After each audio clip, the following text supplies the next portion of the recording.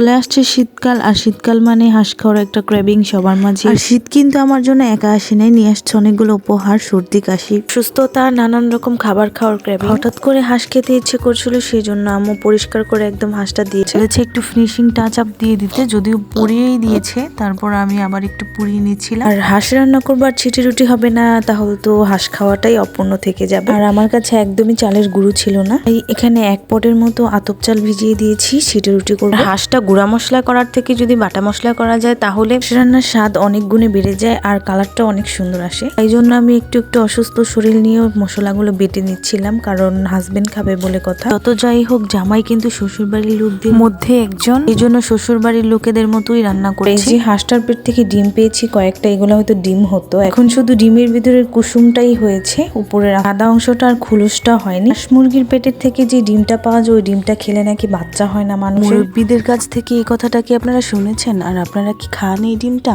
যাই হোক, প্রথমে আমি হাঁসটাকে কুসুম গরম থেকে একটু বেশি গরম পানি দিয়ে ধুয়ে নিলাম, যেন খাওয়ার সময় গন্ধ না লাগে। এরপর গরম মশলা বাটা সহ সব রকম বাটা মশলা দিয়ে সয়াবিন তেল দিয়েছি, সফট থাকবে মাংসটা, লবণ দেয়নি, পানি ছেড়ে দিবে এই জন্য। এরপর কিছুক্ষণ মাংসটা মেরিনেট করে রাখার পর রান্না করে নিলাম। ভিডিওতে হয়তো বা দেখতে পেরেছেন, এটা ফাইনাল লুক। হাঁসের মাংসের মধ্যে চুইঝাল আর আস্ত রসুন দিলে কিন্তু মাংসটা খেতে এক কথায় অসাধারণ হয়। আপনারা অবশ্যই ট্রাই করবেন বাসায়। যাই হোক, সকালের ভিজিয়ে রাখা আতপ চালটাকে মিক্সিতে ব্লেন্ড করে নিলাম, পর অনেক পাতলা একটা ডো করে নিলাম। এই যে দেখতে পাচ্ছেন, হাত দিয়ে যেন ছিটানো যায় এরকম ভাবে। লাডুটাতে তেল দিয়েছি যেন সফট হয় রুটিটা, আর লবণও দিয়েছি। যে সার্ভ করে নিলাম হাঁসের মাংস আর ছিটি রুটি, দুইটাই কিন্তু খেতে খুব ভালো হয়েছে। মা রান্না শেষ হতে না হতে মাহার বাবাও চলে আসছে, আমাদের জন্য পাটিসাপটা পিঠা আর মেয়ের জন্য এত কিছু।